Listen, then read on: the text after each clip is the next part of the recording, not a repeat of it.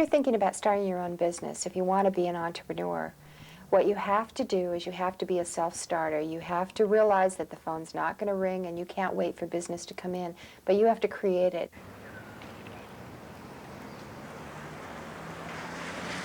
When I got out of college, all I wanted to do was travel, and so I became a traveling waitress, and I traveled all the way around the United States, getting jobs and boyfriends and apartments and moving on.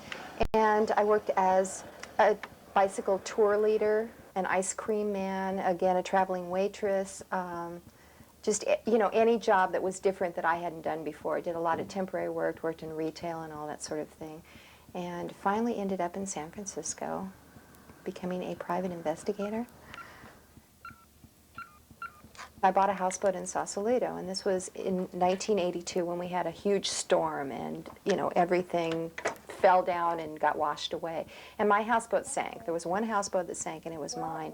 And in order for me to prove my lawsuit against the man that sold me the houseboat, I had to find the renter who lived in that houseboat for the 2 years before I bought it.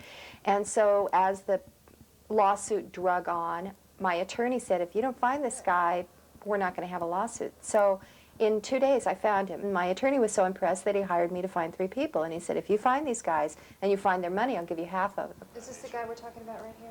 So I immediately started just self-teaching myself how to find somebody. And so I became what's known in the business as a skip tracer, which means locating people. Okay, so they're not necessarily hiding from anybody. I can find anybody. I really can. Because people exist. They may be dead, but you can find out where they're buried.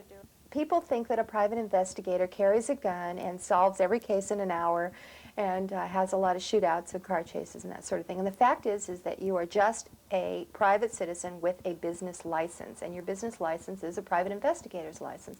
And so you're not allowed to shoot people. You know, they really take a very dim view of that.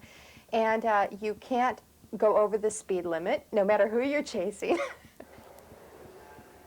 As long as I can, I'd like to keep this a one-person operation. I would like to spend my money getting computer bases, databases, microfiche, ways to get information faster so that I can do my job better, versus hiring somebody to go out and gumshoe it.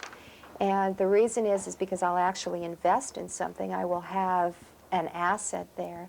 And also because when one person does an investigation, they're aware of the whole thing. And when things are so big that they have to be done piecemeal, then you miss the obvious on it. Hi, Faye. This is Dan Reed from the San Francisco Chronicle.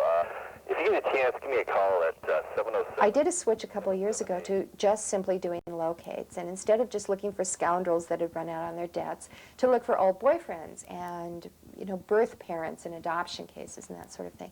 And that's when I really began to like my work, because what you have, especially with an old boyfriend, old girlfriend situation, is maybe from 40 years ago, this man loved this woman. For some reason, that relationship ended, and it ended before it should. It ended abruptly. And neither of these parties, or at least this party, didn't forget about it. And so you had a love story that had no ending.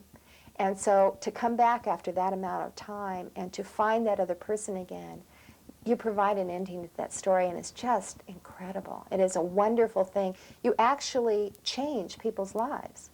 You actually take one person and give them something of value, and that's just unbelievable. Stay right there. Stay. I think being a private investigator means that you really get to get in the middle of a lot of people's lives, and you get to vicariously understand a lot of people. And rather than focus on that I'm all by myself and I don't see anybody or whatever, I get to have all these little mini lives of somebody else's adventure, and to present them with that and clean it up and hopefully have them go on and have a better life because of what I did.